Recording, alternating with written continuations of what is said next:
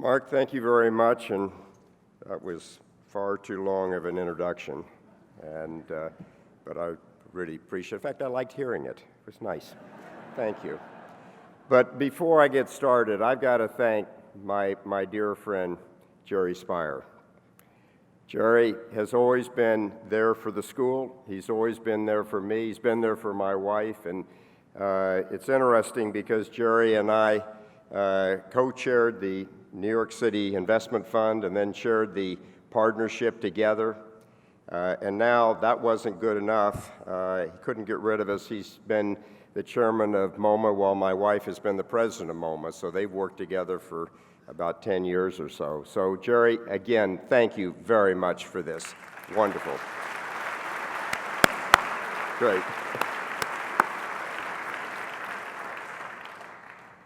Now, as I listen to that introduction, and I think about that I'm being honored for the Centennial year of Columbia Business School, it reminds me that actually my graduation from Columbia Business School was not a sure thing.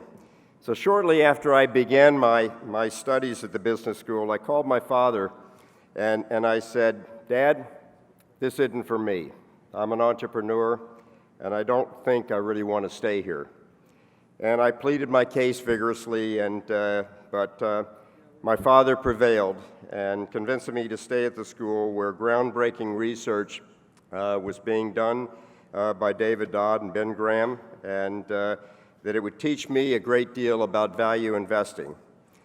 Now, you've got to understand, there were very few times that I followed my father's advice, but this time I'm thrilled that I did follow my father's advice, and I stayed at Columbia, and it did teach me a great deal about value investing and finance, but it also taught me much more than that. It gave me a framework for thinking about business that has served me very well to this very day. When Samuel Johnson taught at what was then King's College, later Columbia College, he insisted that the college should enlarge the mind, improve the understanding, polish the whole man. And when banker Emerson Macmillan provided the initial funding for the business school in 1916, he not only adopted the Johnson admonition about education, but he also made a bet on the future. At a time when the world was turbulent and menacing, World War I was raging, and 1916 was the year of the major battles and destruction at Verdun and the Somme. And yet he instilled a spirit of optimism and risk-taking and a can-do attitude in the school, inspired by a long-term vision that business was good for progress. That remains very much part of the DNA of the business school, and I certainly benefited enormously from his vision and from my years at the school. Now, of course, much has happened in the school's 100-year history, and the world has changed tremendously since I graduated in 1969. Globalization, technological discovery, medical progress, shifts in cultural dominance, increasingly diverse environments, pervasive regulation, a landscape of continuing change, challenges, and opportunities. Now, at KKR, we devote a great deal of time, attention, and credibility, and creativity trying to dissect, understand, and anticipate change with the goal of achieving consistently strong return for our investors. Now, we started off 40 years ago yesterday, and so it's befitting that we had our 40th anniversary and Columbia Business School has their 100th. So we started with $120,000. I put up $10,000, George Roberts put up 10, and Jerry Kohlberg, who was 20 years old, had a little more money, and he put up 100. We started off as a New York and San Francisco boutique firm focused purely on what was then known as bootstrap acquisitions. And we've evolved into a global investment firm managing approximately $120 billion of investments, as Mark said. and we're across multiple asset classes today, including private equity, energy, infrastructure, real estate, credit and hedge funds, and capital markets, enabling us to provide solutions to all types of companies investing anywhere in the capital structure all over the world. And at the forefront of our evolution has been one of my favorite quotes from General Shinseki, in which he says, "If you don't like change, you like your relevance even less." And that's something that we focus on at KKR, trying to change, trying to evolve, and trying to look around the corner, figuring out what is the next thing that we need to disrupt and make sure that we're not disrupted on the other side. Now, this ever-changing world has made a business more complex, and the role of the CEO is certainly more demanding than ever. And I remember the teachings of Peter Drucker during my undergraduate studies at Claremont McKenna College in California. Peter Drucker taught that the CEO is the link between the inside, that is the organization, and the outside of society, economy, technology, markets, customers, the media, and public opinion. And he would say that inside, they're only cost. Results are only on the outside. Well, I would argue that inside, they're not only just cost, they're also ideas, there's values, and there's a culture. But I fully subscribe to the view that business and CEOs must be ever more closely entwined in the environments in which they operate. For example, at KKR, about 7 years ago, we added environmental and sustainability metrics to evaluate businesses.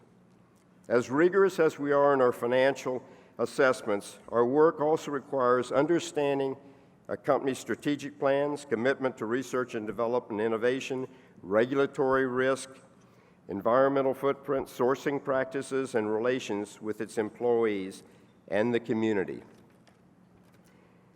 At KKR and many of our approximately 100 portfolio companies, we've established wellness programs for our employees and their families, and we've encouraged the hiring of veterans.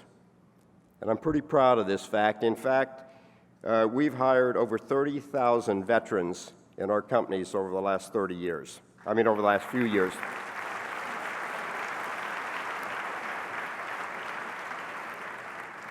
Now, I don't want you to think that we're not focused on the financial performance. KKR is a real team effort. That's our culture, and it's something we very much focus on. And together, as a team, we've been able to deliver, as Mark said, the 26% compounded rate of return for 40 years. And for our portfolio companies, initiatives such as our partnership with the Environmental Defense Fund have yielded an estimated $1.2 billion in financial impact and avoided approximately 2.3 million metric tons of greenhouse gas emissions, 6.3 million tons of waste, and 27 million cubic meters of water use. Now, we share this dashboard with all the employees at the companies that we operate and internally at KKR. And our experience is that a company that uses resources much more efficiently, spends on R&D, innovates, and improves the health of its employees is often a better and certainly a much more profitable company than one that only focuses on the bottom line. Making money and making the workplace and the world a better place are not mutually exclusive. That's very important for us as we think about how we invest and how we think about the world. Over the last 5 years, KKR has invested $5 billion in companies whose mission is driven by societal challenges. We've invested in food safety in China, urban water infrastructure in the U.S., solar and wind energy, better hospital care and training, and education enterprises. All companies promising strong returns consistent with the respective asset class. So I will tell you, identifying unmet or underserved needs is an opportunity for businesses, and I would argue that the world is filled with such opportunities. At KKR, we believe that we can make a difference by integrating our performance-focused investment philosophy with our environmental, social, and governance initiatives, or as we call it, ESG. It's our responsibility not only to serve our investors through great investment returns, but also to support them by investing in their communities and the communities of the corporations in which we invest. This is exactly why earlier today, my partner and co-founder and co-CEO with me, George Roberts, and I announced that in honor of KKR's 40th anniversary, we announced that we would encourage our employees to spend 40 hours a year of paid time on community or volunteer service over the next year, separate and apart from allocated vacation time. It's not mandatory, but we do hope our employees will take the opportunity to do more for their communities.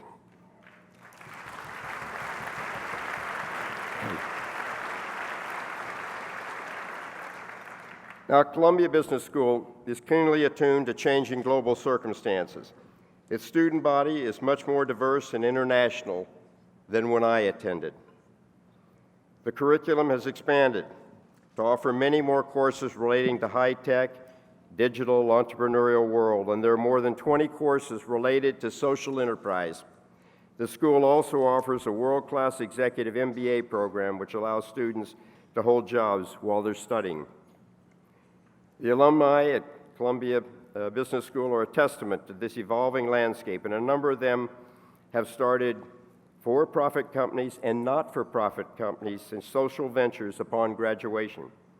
Now, for example, after graduating in 2013, alumnus Donnell Baird founded Block Power in New York to tackle two problems: chronic unemployment and high energy cost.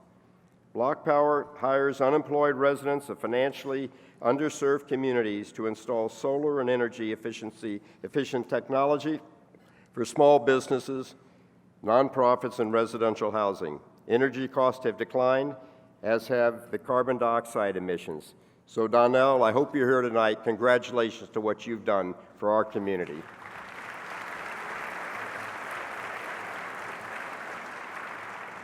I also congratulate those graduates who've taken risk, and we've heard about a lot of that earlier tonight, and they've started by taking an innovative approach for the for-profit companies. We recently read in the Wall Street Journal last week about Kravis, founded by 2012 alumnus John Sebastiani. He was recently sold to Hershey. What a great achievement. ZocDoc, founded by Cyrus Masomi, and the class of 2003, is driving gains in healthcare delivery and productivity. Betterment, founded by John Stein, class of 2009, attempts to make investing simpler and provides online investment advice. Epibone, co-founded by Nina Tan in class of 2012, is a revolutionary bone reconstruction company that allows patients to grow their own bone using patient stem cells to provide a serial bone graft that integrates easily and fits exactly. And Shazi, listening to your story tonight was very moving, and congratulations to you on what you've done with Happy Family. So congratulations to all of those entrepreneurs that have taken the risk, have maxed out on their credit card. That last swipe that you talked about, Shazi, that's what an entrepreneur is all about. But last but not least, congratulations to those who joined the ranks of finance, media, consulting, real estate, and industry in general. Throughout our history, business has created products and services that have improved and transformed life, transportation innovations that have increased mobility and independence, medicines that have eradicated or treated disease, technologies that have increased longevity, provided a cleaner environment, and better communication and products that have enhanced quality of life and broadened consumer choices, and I could go on and on here. Successful businesses have always been connected to their communities with an ear to the ground and a pulse to the times. So many of the business leaders here this evening have not only created outstanding products and services, but they're heavily involved in their communities. And this is critical. It is, after all, our responsibility as leaders and citizens, even if we don't get much credit for it, to give back and to focus on your community to make it better. It's also our duty as business leaders to ensure that institutions such as Columbia Business School thrive. The business school is teaching and forming the next generation of business leaders, challenging students to self-reflect, to think in multiple dimensions in evolving economic, cultural, social, and political environments. The school is preparing students to tackle growing competition, complex financial structures, and regulatory principles. It's giving them tools to promote innovation and its dispersal and to create the products and services of the future. It's teaching the importance of ethics. Let me remind you about that.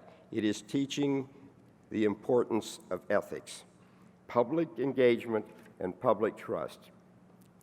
Columbia Business School must continue to attract the best students and the best faculty, and is the byline at Columbia Business School, which says, at the very center of business. And for this and much more, they deserve our support. So happy 100th anniversary to Columbia. On to bigger and better things. Thank you very much for this award.